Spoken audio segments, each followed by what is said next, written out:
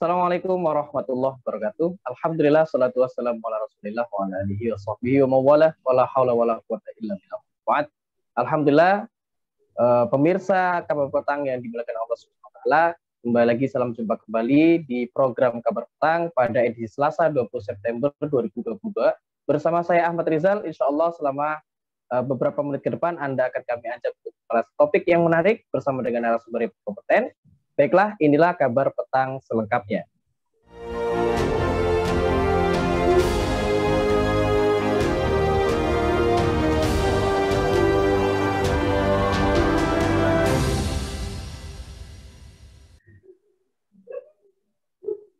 Wakil Ketua Komisi Pemberantasan Korupsi atau KPK, Nurul Gufron, mengatakan tingginya biaya dalam proses politik menjadi salah satu pemicu terjadinya tindak pidana korupsi. Sayangnya demokrasi di Indonesia yang sampai saat ini biayanya masih sangat tinggi, mengakibatkan proses politik yang mestinya secara hati nurani kemudian menjadi transaksi bisnis, kata Gufron dalam webinar Cegah Korupsi, Bantuan Parpol Jadi Solusi, seperti dipantau dari YouTube Stranas PK Official. Ia mencontohkan calon yang ingin maju dalam pemilihan kepala daerah atau pilkada membutuhkan modal yang sangat banyak. Mengapa korupsi yang dilakukan para pejabat masih sangat tinggi? Apa saja yang menjadi faktor pendorong penyebab tindakan korupsi? Lalu bagaimana cara memberangus korupsi? Untuk membahasnya, kami telah terhubung dengan Bung Suwardi Basri dari El Harokah Research Center. Assalamualaikum warahmatullahi wabarakatuh, Bung Suwardi. Waalaikumsalam warahmatullahi wabarakatuh. Ya, baik, semoga Bung Suwardi selalu dalam keadaan sehat ya. Amin, amin. Ya. Baik, Bung, baru-baru ini Wakil Ketua Komisi Pemberantasan Korupsi atau KPK, Nurul Gufron menyebut perilaku koruptif kader partai politik atau parpol saat menjadi pejabat negara salah satunya disebabkan karena tingginya biaya atau ongkos politik. Bagaimana respon Anda terkait pernyataan tersebut, Bung? Iya, apa yang disampaikan beliau ini kan sebetulnya hanya mengkonfirmasi apa yang sebetulnya sudah jadi pengetahuan publik gitu ya. Ya, jadi kalau kita keliling di tengah-tengah masyarakat ketika menyikapi isu korupsi ini ya yang melibatkan pejabat-pejabat tertentu, mereka sudah sampai pada kesimpulan bahwa ya itu sudah seharusnya begitu atau sudah semestinya begitu ya buat pengembalian modal dan sebagainya. Jadi kita tidak kaget lah ya kalau hal-hal itu terjadi. Cuma problemnya kan kemudian adalah jika kita sudah bisa membedah masalahnya seperti itu kan, lantas solusinya apa kan gitu. Ya, apalagi kita sekarang dihadapkan pada persiapan untuk pemilu 2024 yang menurut sebagian praktisi ya atau pakar politik bahwa datangnya jauh lebih cepat dibandingkan dengan periode-periode sebelumnya ya. Lamanya persiapan dan pelaksanaan itu juga akan makin menambah kos politik gitu ya.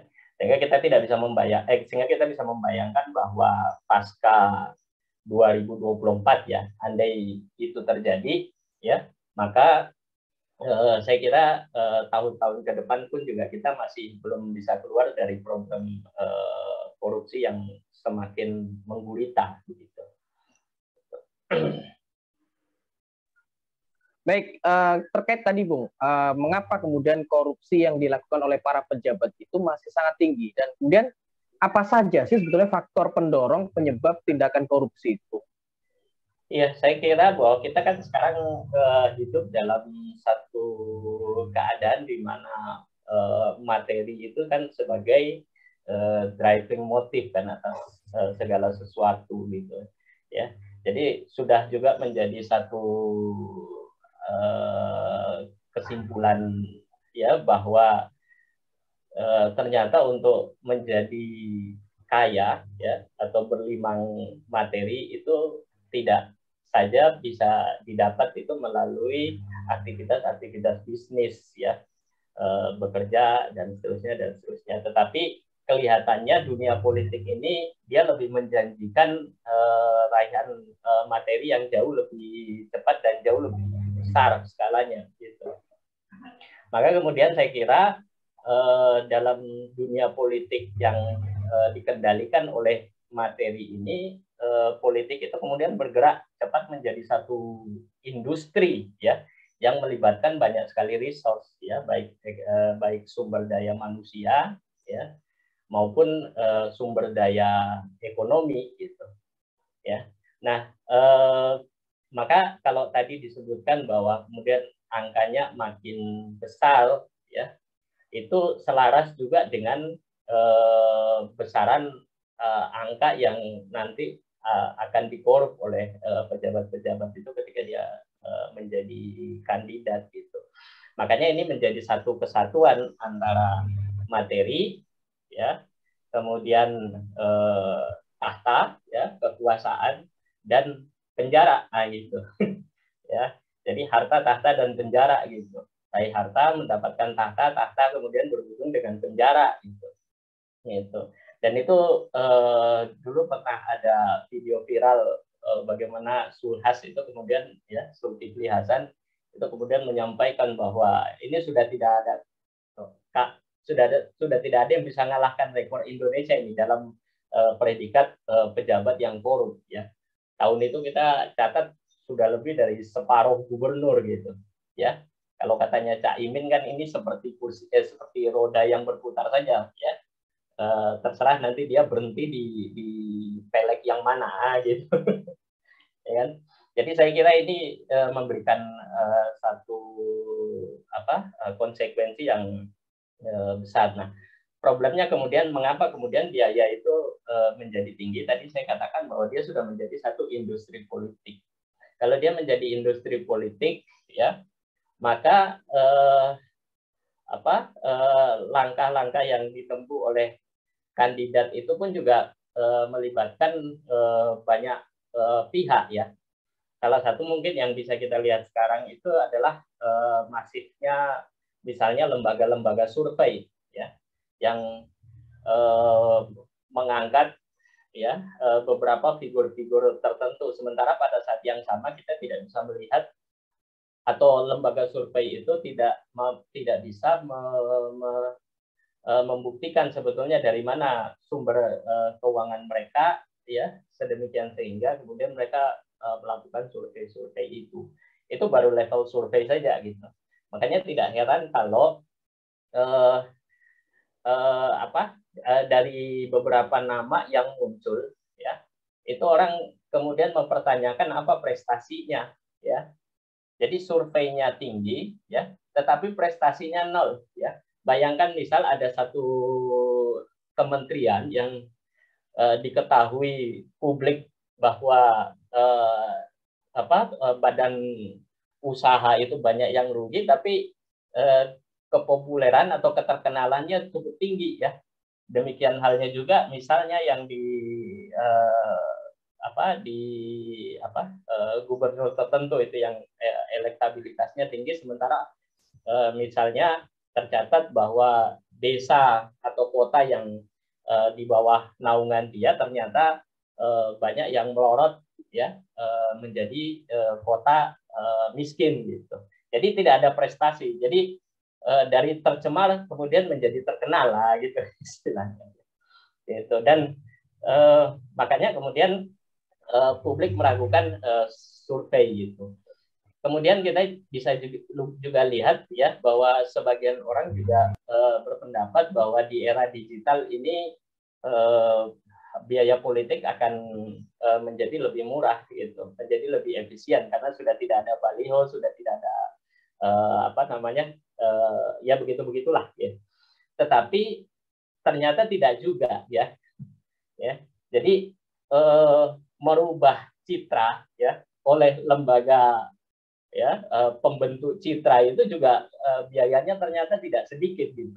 Jadi merubah seseorang yang tercemar menjadi terkenal itu kan tidak sesuatu yang tidak mudah gitu, ya. Belum lagi kalau kita lihat dari sisi pelibatan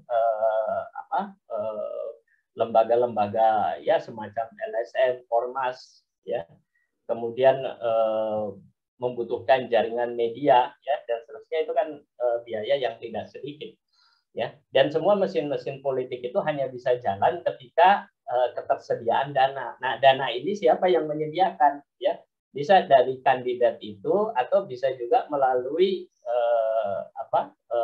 orang-orang yang punya duit, gitu. Ya. Jadi saya kira ini yang kemudian menjadi masalah di kita dan ini sepertinya berurat dan berakar gitu di dalam politik kita belakangan ini. Ya, berarti memang antara sistem politik yang diterapkan saat ini, yaitu demokrasi, dengan perilaku koruptif dari para kader parpol saat mereka itu menjabat, itu sangat berhubungan ya, Bu? Ya, sangat berhubungan sekali itu. Ya, bahkan itu menjadi pintu masuk ya, pintu masuk dari perilaku koruptif. Ya, dari mana bisa kita lihat atau kita baca sebetulnya dari perselingkuhan antara kepentingan pemilik modal atau kepentingan pemilik uang dengan pejabat itu yang tercermin dari kebijakan-kebijakan yang dikeluarkan gitu, ya kan? Itu. Jadi kredo bahwa kedaulatan itu berada di tangan rakyat itu sebetulnya kredo yang ya kalau boleh bahasa Syekh Abdul Qadir Zalum itu ilusif, utopis gitu. Karena yang dinilai memiliki kedaulatan di dalam sistem demokrasi itu adalah mengabdi kepada kepentingan orang yang membiayai politik, yaitu para kapital itu gitu.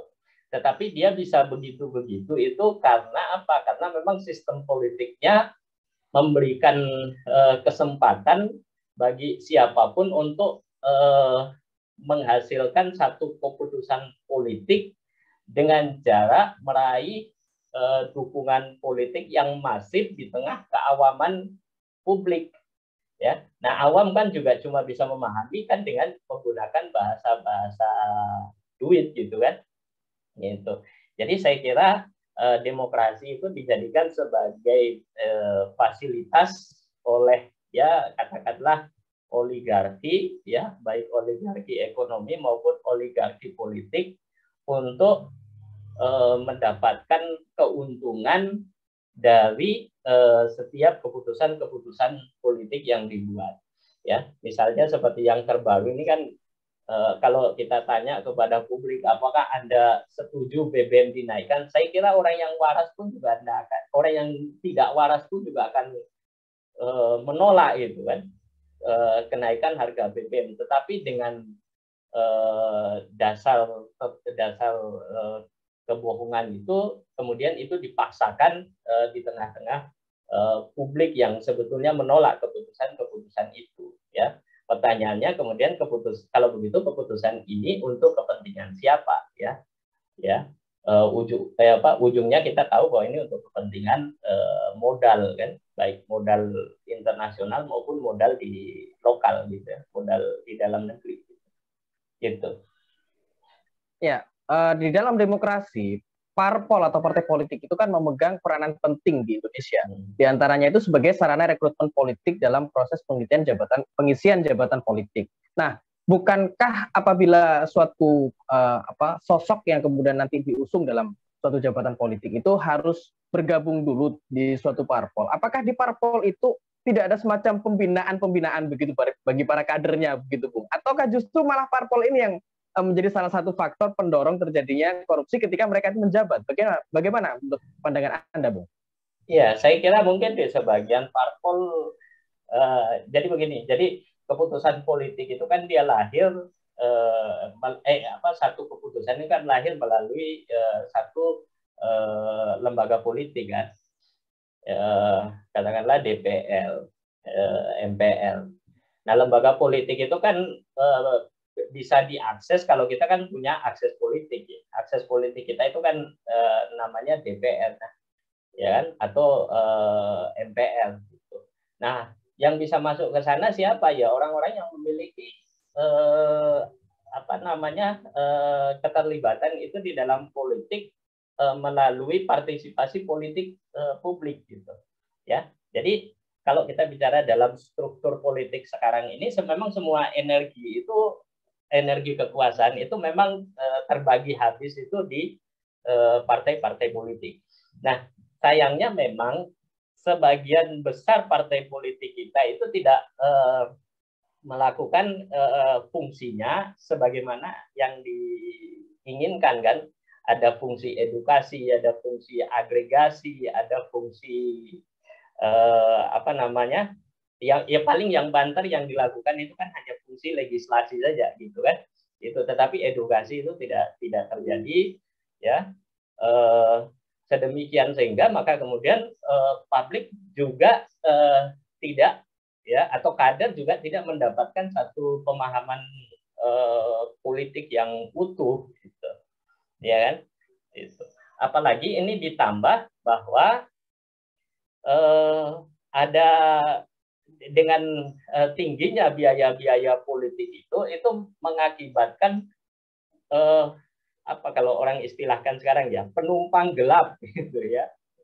Penumpang gelap yang entah jeluntrungannya dari mana tiba-tiba dia nongol, ya, menjadi kandidat, terlibat di partai juga tidak, ya, ikut pembinaan kaderisasi juga tidak, ya, tahu-tahu jadi ketua atau jadi pengurus dan tahu-tahu menjadi pejabat, gitu, ya.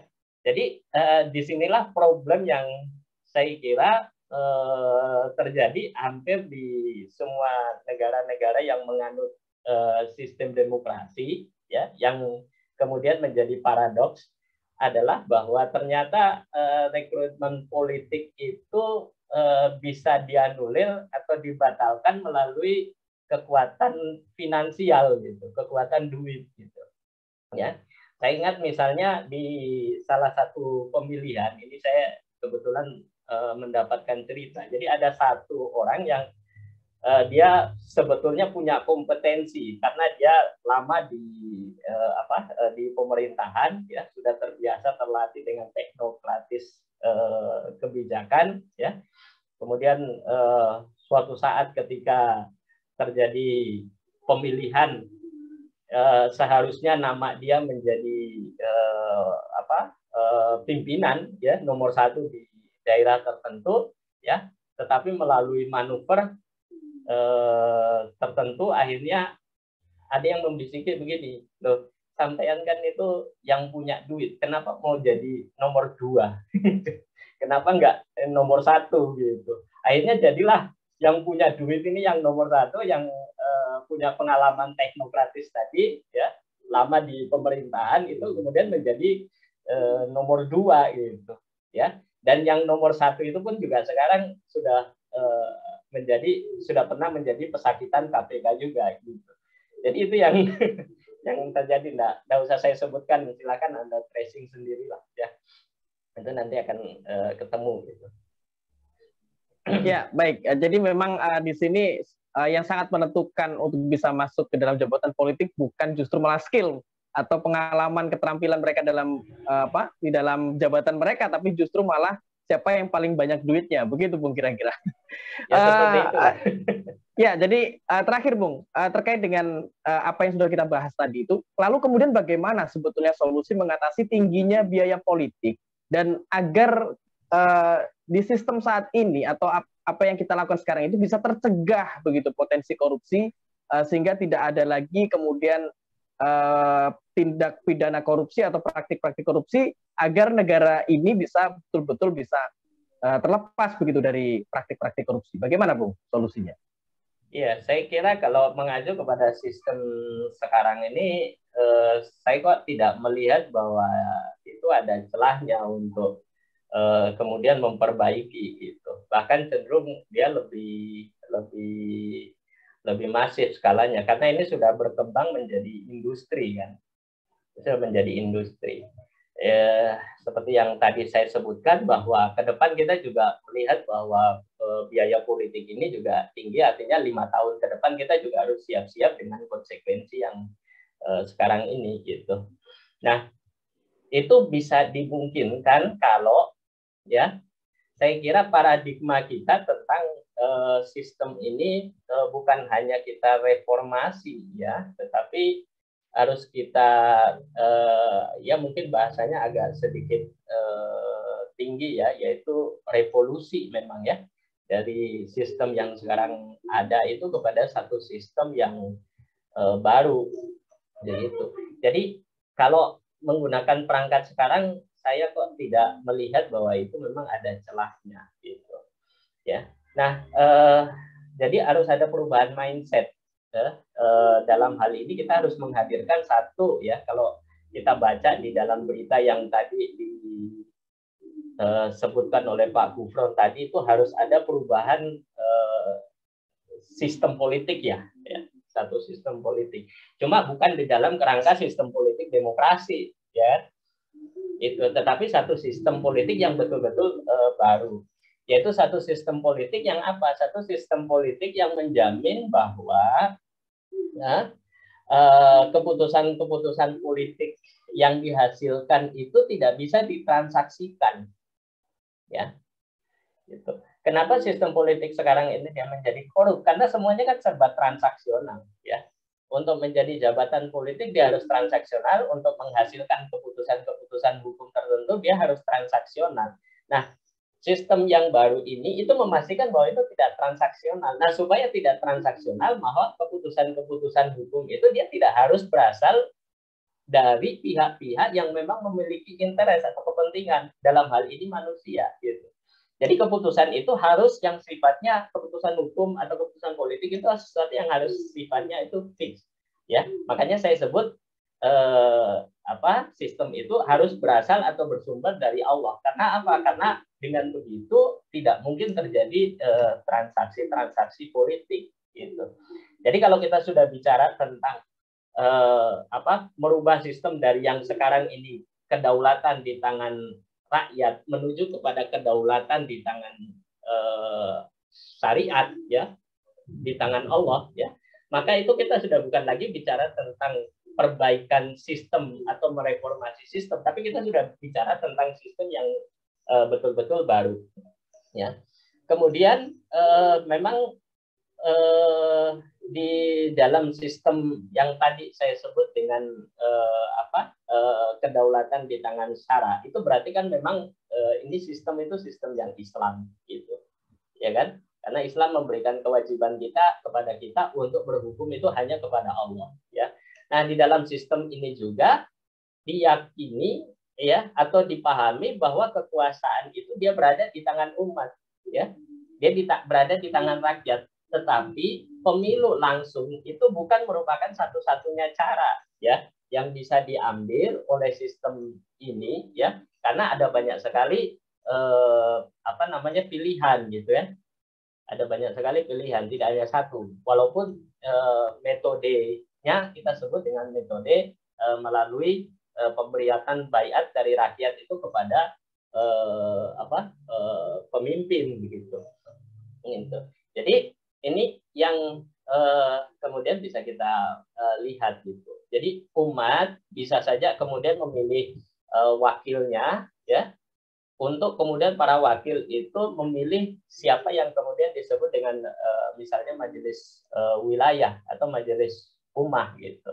Nah, dari majelis ummah ini kemudian dia bisa mengangkat pemimpin. Dan di dalam sistem ini itu dia dibatasi oleh waktu gitu ya. Jadi dalam pengertian begini, bahwa di dalam sistem ini itu tidak mau bertele-tele untuk menghabiskan banyak waktu hanya untuk sekedar memilih dan mengangkat seorang pemimpin. Makanya di dalam sistem Islam ini hanya dibatasi 3 hari 2 malam ya, atau ada yang menyebut 3 hari 3 malam dan seterusnya gitu. Jadi terbatasnya waktu pemilihan dan pengangkatan seorang pemimpin ini itu kemudian menyebabkan tidak mungkin terjadi yang sekarang ramai disebut dengan money politik ya kan, kemudian kampanye-kampanye yang menghabiskan banyak sekali biaya, banyak sekali waktu ya, dan seterusnya gitu. Nah, jadi kalau ini yang kemudian terjadi, saya kira yang terjadi itu adalah bahwa pemimpin yang kemudian terpilih itu dia betul-betul hanya akan mengabdi kepada kepada kepentingan syariah gitu. Yang di dalam kepentingan syariah itu adalah di dalam rangka untuk pengaturan urusan-urusan umat gitu. Ya. Dan yang lebih penting lagi bahwa seorang pemimpin yang dia dipilih oleh rakyat tadi itu ya, sesungguhnya dia bukan hanya bertanggung jawab kepada rakyat, tapi dia bertanggung jawab pada Allah. Artinya apa? Artinya jabatan yang dia capai itu akan dipertanggungjawabkan kelak di akhirat ya. Makanya di dalam sistem Islam itu tidak ada orang rebut-rebutan kekuasaan ya. Ya, siapa yang mau menerima amanah, yang amanah itu kemudian nanti di akhirat itu berat timbangannya gitu. Apalagi kalau ternyata kekuasaan dia pakai bukan untuk menyejahterakan rakyat, tapi digunakan untuk menyengsarakan rakyat. Misalnya begitu. Wah, itu pertanggungjawabannya kan jauh lebih berat ya. Gitu. Nah, di atas itu saya kira yang paling penting itu adalah faktor yang membedakan antara sistem demokrasi dengan sistem yang baru ini, sistem Islam itu ada pada faktor keimanannya gitu. Ya. Jadi kita tidak bisa membayangkan bahwa di dalam demokrasi ini bisa muncul pribadi-pribadi yang memiliki rasa takut kepada Allah ya. Kenapa? Karena semuanya sudah bisa dihitung secara material gitu. Bahkan kalau dia korupsi, nanti dia masuk penjara, dia juga sudah bisa hitung gitu, ya kan? Ya, dia harus mengeluarkan berapa biaya untuk nyogok sana, nyogok sini, ya kan? Yang akhirnya dia bisa mendapatkan karpet merah untuk bisa segera bebas gitu, ya. Makanya kalau ada terpidana masuk ke dalam penjara itu nggak ada rasa malu, nggak ada rasa cemas, nggak ada rasa macam-macam, ya. Bahkan kita pernah melihat ada satu foto di mana para koruptor itu ketika mereka ditangkap bareng-bareng, mereka bisa selfie dengan senyum-senyum gitu, ya kan? Ini kan tragis gitu, ya. Nah, dengan adanya faktor keimanan ya di dalam satu masyarakat, maka itulah yang kemudian membuat pencegahan korupsi dari dalam diri yang bersangkutan itu menjadi driving motivation gitu ya. Jadi dia menjadi motivasi yang paling utama untuk mengendalikan seluruh perilakunya. Jadi ketika misalnya dia meskipun ya katakanlah penghasilan dia ya atau tunjangan dia ya itu sebatas mencakup kebutuhan, ketika muncul ya duit ya katakanlah satu bunker ya, satu bunker ya, dia tidak akan kemudian menjadi tertarik ya. Kenapa? Karena dia tahu bahwa keputusan dia itu akan dimintai oleh Allah Subhanahu wa taala pertanggungjawaban kelak di akhirat gitu.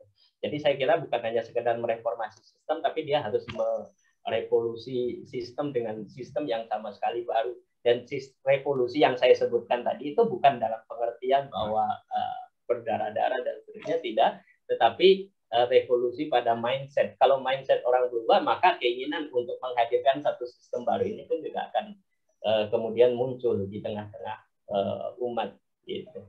Ya, saya kira itu Mas Rizal. Ya, baik. Alhamdulillah sangat jelas sekali apa yang telah disampaikan oleh Bung Suhardi Basri tadi.